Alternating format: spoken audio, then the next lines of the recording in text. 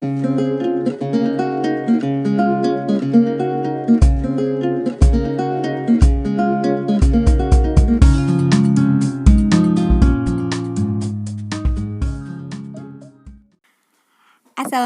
Bu Ibu. Nah, bagaimana? Apakah sekarang Bu Ibu sudah mulai menerapkan belanja hemat seminggu melalui food preparation?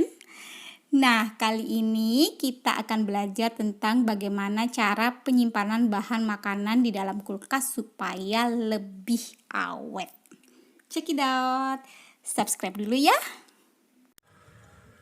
Oke, kita akan mulai dari apa yang harus Ibu punya atau harus Ibu beli, yaitu untuk melakukan food preparation ini, maka Ibu wajib membeli ini. Jadi ini adalah tisu dapur. Ini berfungsi untuk membuat makanan yang ada di dalam kulkas itu tidak lembab. Jadi nanti kalau misalnya ada airnya, itu bisa langsung terserap di tisunya. Jadi makanan lebih tahan lama. Oke, pertama kita mulai dari makanan kebangsaan rakyat Indonesia, yaitu tahu dan tempe. Oke, untuk tempe, nah, ini kayak gini langsung disimpan di dalam kulkas. Jadi saya biasanya nggak memasukkan ke dalam wadah, karena kalau misalnya masukkan ke dalam wadah, justru dia jadi lembab dan akan cepat busuk. Oke. Kemudian untuk tahu, nah ini dimasukkan ke dalam kotak dan diisi air. Loh, air sampai terendam semua tahunya kayak gini. Nah, airnya itu dari mana? Airnya itu kita masak air matang atau air panas, lalu kita siram ke dalam tahu yang sudah dimasukkan ke dalam kotak. Jadi sisa air dari yang biasanya tahu itu kan ada airnya ya, kalau kita beli itu dibuang lalu diganti dengan air panas kayak gini, langsung disiramkan. Nah, biasanya kalau misalnya dalam waktu seminggu stok tahu ini masih ada, saya biasanya mengganti lagi air panasnya, begitu supaya dia tetap tahan lama. Oke, jangan lupa ditutup rapat.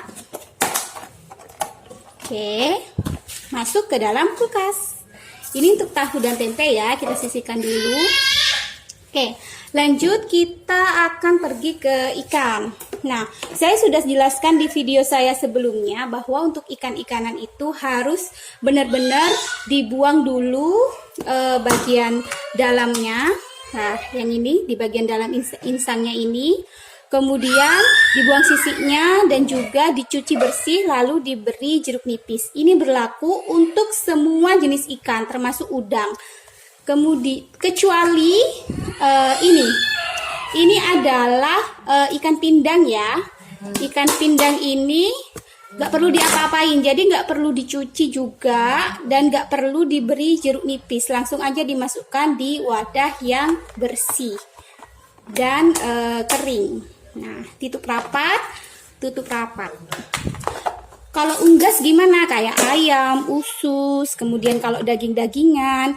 Kalau ayam, kebetulan saya minggu ini nggak beli ayam.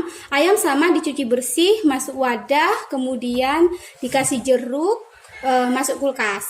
Kemudian kalau misalnya daging, itu biasanya saya nggak cuci dulu. Kalau daging itu langsung dimasukkan ke dalam wadah, lalu langsung masuk kulkas. Oke, itu untuk ikan ya. Kemudian lanjut kita ke sayur-sayuran. Saya sudah jelaskan di minggu sebelumnya bahwa sayur-sayuran itu tidak usah dicuci. Mana lagi sayur?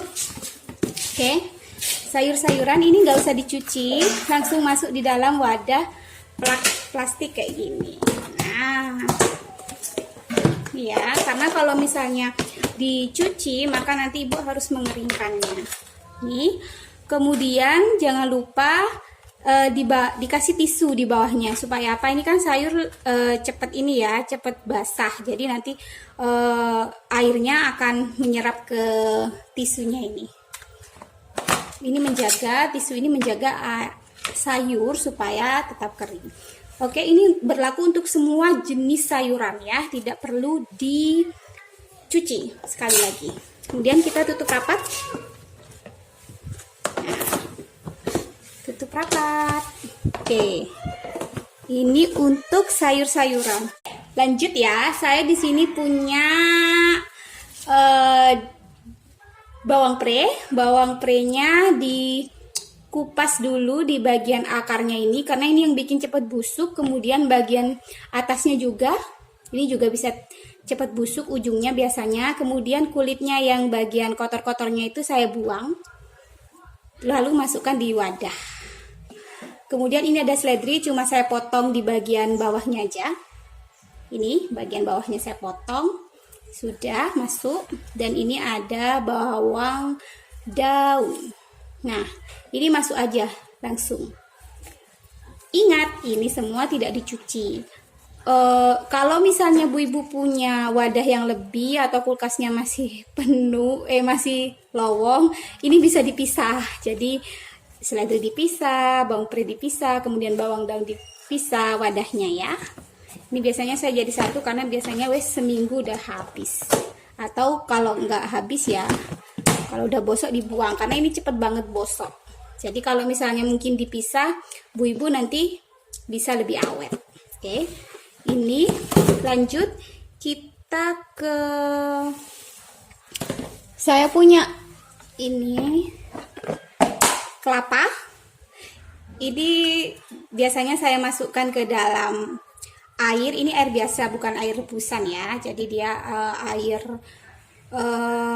mineral. Kemudian saya masukkan ke dalam kelapanya gini, bukan air matang atau air panas, bukan. Oke. Lalu masuk di dalam kulkas. Ini supaya lebih awet. Saya juga punya bawang putih dan bawang merah. Lah, biasanya saya langsung beli yang instan jadi kayak gini. Karena males ya kalau untuk ngiris-ngiris kemudian masih harus goreng dan lain sebagainya. Jadi saya lebih milih yang praktis kayak gini. Nah, bawang merah dan bawang putih ini bisa Ibu masukkan di dalam kulkas atau di suhu ruang. Oke. Terakhir nih, saya punya tomat dan juga cabai. Nah, ini tomat. Tomat ini sama ya, tidak dicuci. Jadi dia langsung masuk aja di dalam wadah yang dilapisi dengan tisu. Sudah, tutup aja. Dan juga biar gak cepet bosok, ininya dibuang. Ya. Nah, dibuang. Kemudian ini cukup kayak gini. Nah, sudah deh. Simpan, tutup rapat, masuk ke dalam kulkas.